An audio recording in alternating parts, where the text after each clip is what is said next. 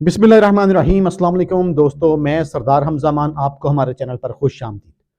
دوستو، ہٹ دھرمی، بے شرمی، لا قانونیت اور قانون کے ساتھ کھلواڑ پاکستان میں اپنے عروج پر ہے اور تمام حدیں کراس کر چکا ہے۔ قانون کے ساتھ جو کھلواڑ کیا جا رہا ہے نا، وہ سارا اس طرح سے کیا جا رہا ہے کہ تحریک انصاف کو ٹھیس پہنچائی جائے، تحریک انصاف کو نقصان پہنچایا جائے، عمران خان کو گیم سے باہر کیا جائے۔ تو یہ سارا پلان اس لیے یہ ترتیب دے رہے ہیں۔ آپ کو پتا ہے کہ خیبر پختونخوا میں سینٹ کا الیکشن نہیں کروایا گیا۔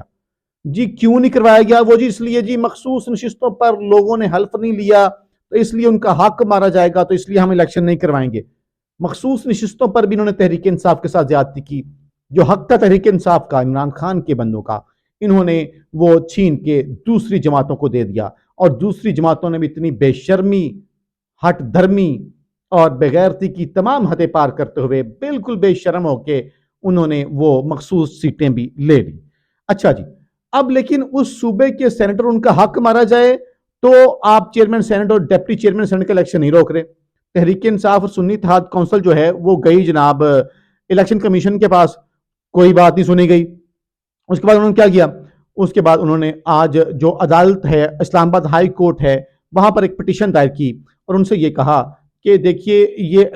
الیکٹورل کالج نامکمل ہے اور آپ یہ جو الیکشن کروا رہے ہیں یہ اس طرح سے الیکشن نہیں ہو سکتے۔ اور پہلے اعتراض لگایا گیا رجسٹرار کی طرف سے کہ یہ جی معاملہ زیر التوا ہے۔ اب میں نے آپ کو بتایا تھا قانونی نقطہ اس حد تک ٹھیک تھا پشاور ہائی کورٹ کا کہ کیا خیبر پختونخوا میں الیکشن ہو سکتے ہیں یا نہیں ہو سکتے، جورسڈکشن تھی۔ اب چیئرمین سینٹ اور ڈپٹی چیئرمین سینٹ کا الیکشن خیبر پختونخوا میں نہیں ہونا، یہ اسلام آباد میں ہونا ہے، اور یہ جورسڈکشن اسلام آباد ہائی کورٹ کی ہی بنتی ہے۔ تو بالآخر وہاں پر چیف جسٹس اسلام آباد ہائی کورٹ ہیں جسٹس عامر فاروق،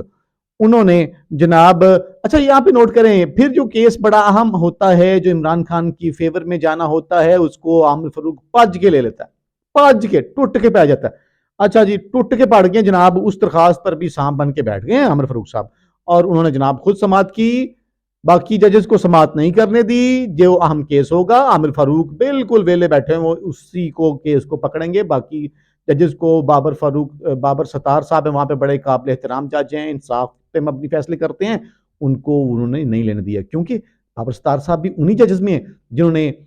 سپریم کورٹ کو خط لکھے ہوئے ہیں کہ جی ہمیں ڈرایا دھمکایا جا رہا ہے ایجنسیز کی جانب سے۔ اچھا جی، تو وہاں پر فلک ناز ہیں، فوزیہ ارشد ہیں، سیف اللہ نیازی ہیں،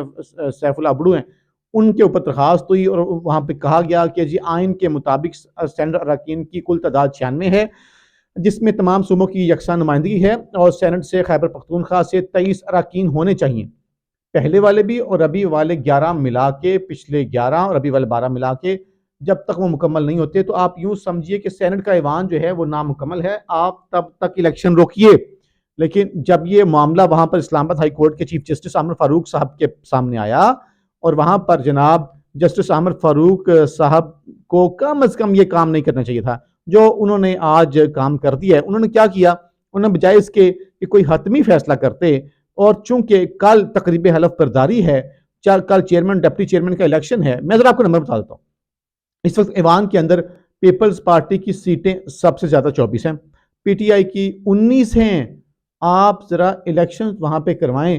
پھر دیکھیے گا اکثریتی پارٹی پی ٹی آئی ہے یا پیپلز پارٹی ہے، آپ ذرا کے پی پی کے میں ذرا کروا کے دیکھیں ذرا ادھر سینٹ کا الیکشن۔ اور یار کوئی تھوڑی سی شرم کر لو، تھوڑی سی گریس کر لو یار۔ آپ نے پہلے پی ٹی آئی کے ایم پی ایم این اے چھین لیے، اب سینیٹر بھی چھین لیے، عوام کو نظر نہیں آ رہا، اور ڈرو اس وقت سے کہ جب یہ سری لنکا کی عوام کی طرح باہر نکل آئیں گے اور آپ کو چپیڑے ماریں گے، رون دیں گے آپ کو، اپنے پاؤں تلے ٹھڈے ماریں گے آپ کو یہ لوگ۔ اچھا، پھر آپ تحریک انصاف کو اکثریتی پارٹی نے بنا دیا، اور اس کے بعد آپ کا خیال یہ ہے کہ اس پورے سیاست کا پروسیس کا حصہ نہ بنے۔ اب مجھے یہ بتائیے، پاکستان تحریک انصاف سسٹم میں سے نکل رہی ہے یا تحریک انصاف کو سسٹم میں سے نکالا جا رہا ہے؟ تو جسٹس عامر فاروق صاحب نے کیا کیا؟ جسٹس عامر فاروق صاحب نے بجائے اس کے کہ وہ فیصلہ کرتے اور کہتے جناب بالکل ٹھیک ہے آپ کل الیکشن نہ کروائیں، اور اس کے اوپر جسٹس عامر فاروق صاحب نے صرف یہ کیا ہے کہ الیکشن کمیشن کو صرف نوٹس جاری کیا پدہ سا کہ آپ جواب دیں، اور اس کے ساتھ ہی یہ جو سماعت ہے اس کو غیر معینہ مدت کے لیے ملتوی کر دیا۔ آپ نے کیا باقی معاملات کے اوپر بھی اسی طرح سے غیر معینہ مدت کے لیے ملتوی کرتے ہیں، یا یہ خاص دشمنی آپ صرف تحریک انصاف کے ساتھ کرتے ہیں، یوں دوسرے لفظ میں آپ کہیے کہ تحریک انصاف نے جو عدالت سے استدعا کی تھی کہ آپ کل اس الیکشن کو روکیں، آپ نے اس الیکشن کو نہیں روکا، پھر عمران خان آپ کو برے لگیں گے جب وہ کہتے ہیں کہ مجھے لندن پلان کا آئیڈیا ہے، مجھے لندن پلان کا علم تھا، لندن پلان میں کون کون سیاسی شخصیات شامل ہیں اس کا بھی علم ہے۔ وہ تو حتیٰ کہ یہ بھی کہتے ہیں کہ ججز بھی ہوتا حصہ نے، مینو پتہ ہے۔ عمران خان کہتے ہیں مجھے پتہ ہے۔ جب آپ بلے کا نشان چھینیں گے، جب آپ اس طرح کی حرکتیں کریں گے تو اس پر سوالی نشان اٹھے گا۔ اب پاکستان تحریک انصاف کے پاس کیا راستہ رہ گیا ہے؟ پاکستان تحریک انصاف کیا کہ عدالت کے پاس کے عدالت نے لمبے چوڑے راستے پہ ڈال دیا کہ ٹھیک ہے نوٹس جاری کر دیا، یہ بھی نہیں کہ اگلی تاریخ دے دی بلکہ غیر معینہ مدت۔ اس کا مطلب پتہ کیا ہے؟ ہم تحریک انصاف کی بات نہیں سن رہے، آپ سکون سے الیکشن کل کروائیں، اپنے بندے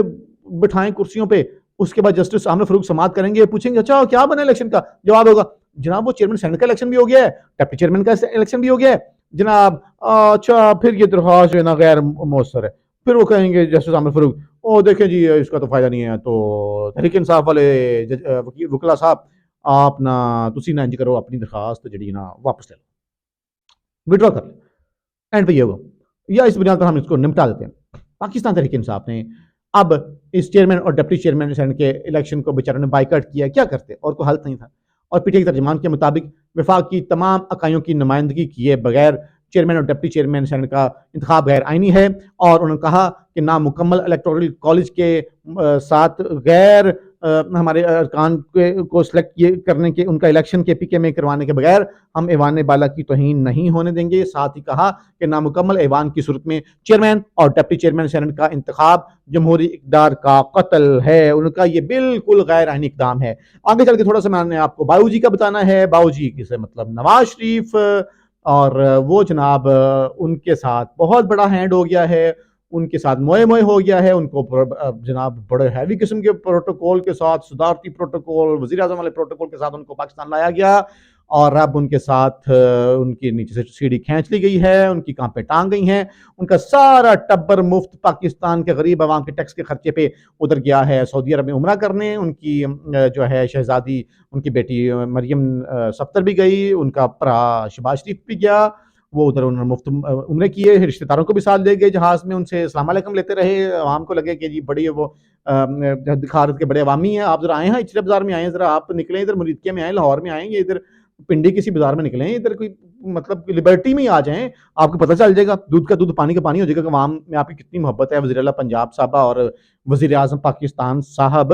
آپ ڈرامے کر رہے تھے جہاز میں، اچھا پھر آپ اپنے باؤ جی کو ادھر چھوڑ گئے بیچارے کو۔ اب اطلاعات یہ آ رہی ہیں، مصدقہ ذرائع ہمارے اطلاعات یہ دے رہے ہیں کہ باؤ جی کو ہاؤس اریسٹ کر دیا گیا ہے، اور باؤ جی نے چونکہ اس خدشے سے بچنے کے لیے کمپنی نے ان کو ہاؤس اریسٹ کیا ہے کہ وہ لندن میں جا کے بڑے ڈاڈے بیان نہ دے دیں اور سارا راز نہ کھول دیں، اس لیے باؤ جی کو ہاؤس اریسٹ کر دیا گیا، بیچاروں کو بیان بھی نہیں دینے دے رہے، اور ہم دیکھیں باؤ جی بیچارے بول بھی نہیں سکتے، بہت زیادہ سختی ہے، اللہ معاف کرے، اتنے مشکل حالات کسی پہ نہ آئیں کہ اس کی بیٹی وزیر اعلیٰ اور وہ اپنے ابے کے لیے کچھ نہ کر سکے، اور بھرا نکاح اس کا وزیر اعظم ہو اور وہ بھی بیچارہ اپنے بڑے بھرا کے حق میں کوئی بیان نہ دے سکے۔ یہ ان کے حالات ہیں۔ دوستو آپ ڈٹے رہیں، انشاءاللہ جیت آخر پہ آپ کی ہوگی، لیکن اچھی ایک خبر نہیں ہے، وہ یہ ہے، بری خبر یہ ہے کہ آج پھر بجلی کا کرنٹ آپ کو ہائی وولٹیج آپ کو جھٹکا دے دیا گیا، اور 5 روپے مزید بجلی بڑھا دی گئی ہے، لہٰذا اب بجلی جو ہے تقریباً 85 روپے کا 90 روپے کا یونٹ ہو گیا ہے، اور یونٹ ایسے ٹک ٹک کر کے گرتا ہے، اور غریب جو ہمارے یا متوسط طبقہ ہے وہ اب بل نہیں بھر سکیں گے، تو حالات